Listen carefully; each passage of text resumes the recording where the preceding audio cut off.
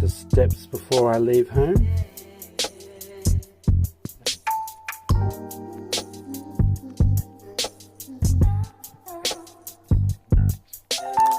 Okay, day 46, well technically it's day 47.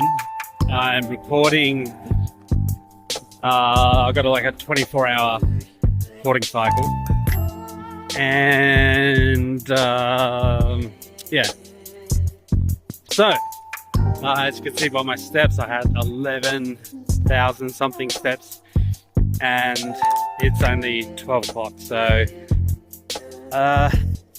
slight issue happened today with my routine.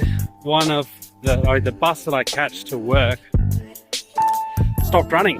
They've completely gotten rid of that bus, and now there's no other buses that run that early in the morning, so I'm gonna have to start riding all the way to work, which is about a 40-minute ride one way. And the other thing I mentioned yesterday is I was going to talk about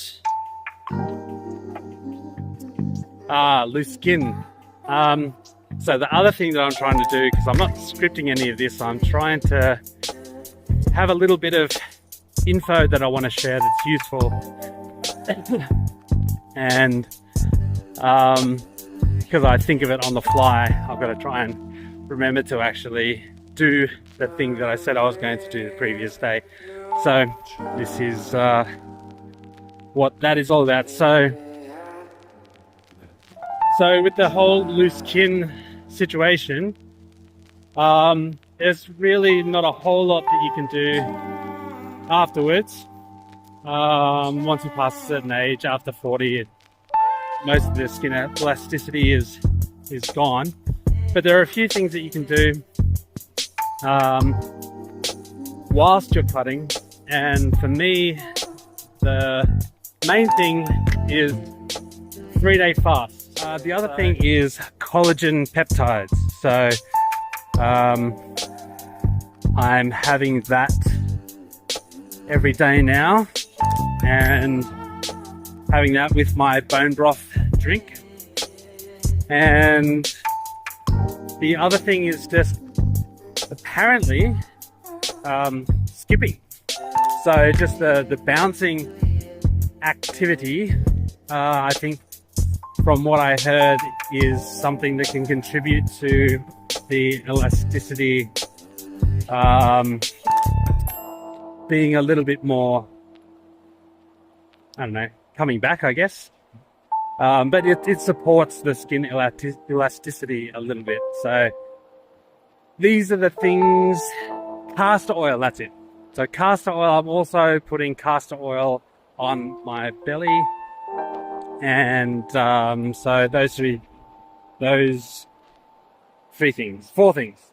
Castor oil daily, skipping, collagen peptides, and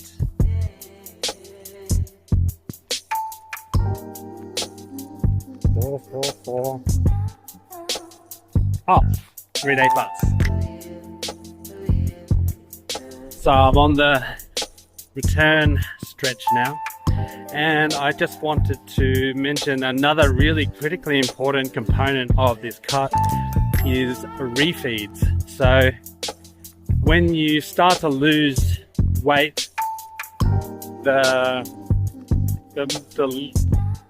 less body fat you have, the more the body wants to hang on to it. So as you get like a week or 10 days into a diet, what can happen is there can be a plateauing, and that's your body recognizing that it's not getting enough food in, and therefore it's going to try and hang on to those fat. And in order to mitigate that, a refeed day simply means every 7 to 10 days you eat at maintenance. For me, That's one of my favorite days because I get to eat pasta and rice and I get to load up on carbs. So those are all really good fun days. And the way that I've structured it is that either a Saturday or a Sunday is always going to be a refeed day, because it's really easy to eat minimally during the week at work. I've got my routine dialed in, my morning scrambled eggs, my can of tuna for morning tea. I walk during lunch, so nothing to eat there. I get home and I have my roast chicken with broccoli and sweet pumpkin potato mash. God, I love that. That is so yummy. And then I'll train, and then I'll have a protein shake.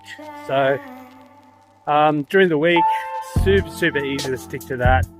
I feel full almost through the whole day. I might get a little hunger cue here and there, but for the large part, I just cruise through every day, not feeling hungry. I love my food, and that's a key component to why this diet is working so well, is because I've been through so many different recipes of things that I like to eat within a certain calorie limit, and I've just got the proportions perfect and the flavors are so good. I love every single one of my meals, and on my refeed days I can be a little bit adventurous and have a little bit more flexibility with what I eat, and I get to eat out. Yeah, so even though I'm technically like eating really restrictively, in no way is my energy compromised. I'm not starving. I have variety so it doesn't get boring. And yeah, so refeed days are really important, but my greatest advice is, if you're considering doing any sort of dieting, just meal prepping is the best prep that you can do, because sometimes it takes a while to figure out what you actually like to eat, and tracking the calories and the nutrients of each of your meals.